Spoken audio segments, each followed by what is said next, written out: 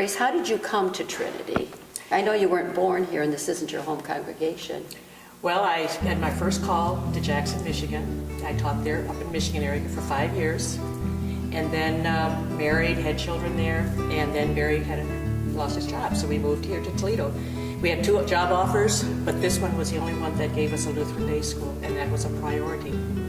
And so we moved here and have just been here ever since. And I know, kind of know Chris's story, but...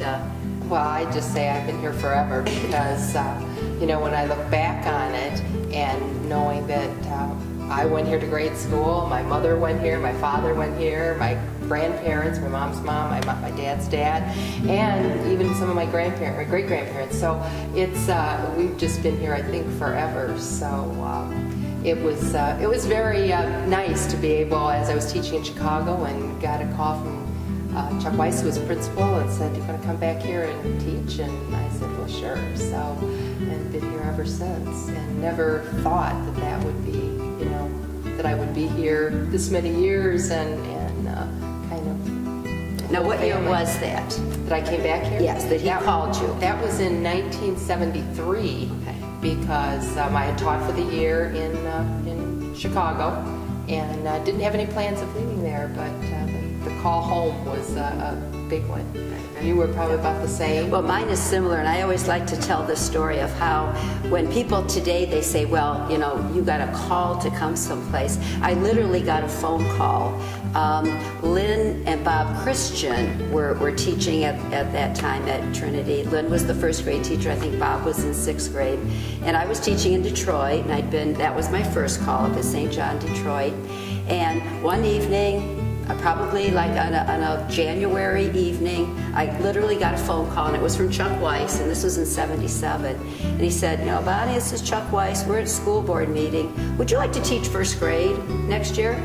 And I literally said, sure. He said, well, all right, we'll get the papers out to you. He said, you will have to come for an interview, but that we'll just do that. And so the next year, there I was the 1st grade teacher. So when I got a phone call, I literally got a phone call. Mine was the same way. She called me and said the same thing to me, and it was just kind of funny. And I said, sure, love to be there. So that was. Grace had a comment. We were talking just before we got started here setting up, and we were talking about what our first salaries were. Oh, yes.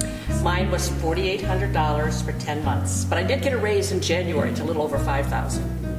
So I didn't teach, I didn't do anything in the summer. I went back to my home in Missouri because I couldn't afford. Right, yes. And I know my first take-home pay was $3,500.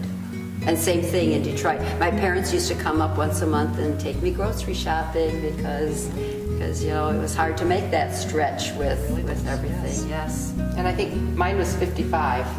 But you were in Chicago. I was in Chicago, so the cost of living higher, but I remember my take-home was about $89 a week. Yes. So that was certainly amazing. It was. But you survived. I did. That was, God provides. I remember one little boy, and it was in October, that's all I can remember, because Mrs. Quackenbush had him sitting on the floor and they were looking at a calendar. And the little boy was spelling the word, and she said, O-C, Jesus, O-B-E-R. And Mrs. Q and I hit eyes, He saw the letter T and thought of it as a cross. And I always thought that was kind of it always kind of reminded me of just a neat remembrance of the kids. And there was many a year that I started with 3s on my lap, cried eyes out, and they were fine until they saw their mothers and dads look through the window at the end of the day, and then they'd start all over again. Well, I always said, if you're having a bad day, go down to preschool, because there's never a bad day in preschool. Never a bad day in preschool. As a funny aside, I remember going into a classroom one time, and there were 2 or 3 students in there, and one said to me, "You were my mom's teacher." And I said, "You're right, I did have your mom." And somebody else said, "I think you had my dad for a student." I said, "Yes." And then someone said, "Did you teach my grandma?" And I said, No, I did not teach your grandma. So how many years did you teach, Chris?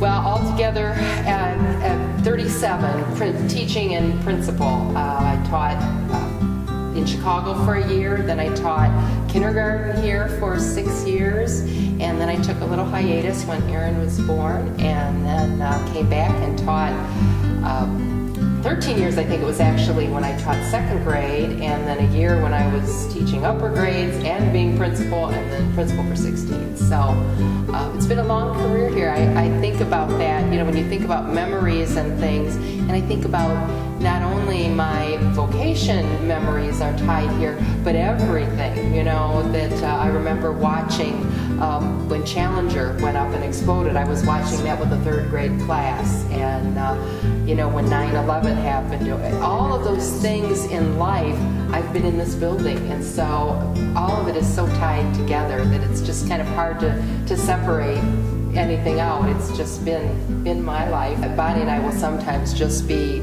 talking about something, and then we'll start laughing because it will bring back memories of so many things that happened with students and at events and things like that, and we can get going and we can talk for hours about those kind of things. But one of the things that I really remember, Bonnie, is that when we first moved into the new building, and one day it was early on in the school year, and you were sending a very reluctant first grader down toward the office for some reason, and I happened to be out in the hallway, and you stood there and you were pointing the child, and if everybody's familiar with that, know that at the end of that hallway, right near the office, is that beautiful cross hanging on the wall, and you stood there at the other end of the hall saying, just walk toward the cross, just keep following, walk toward the cross.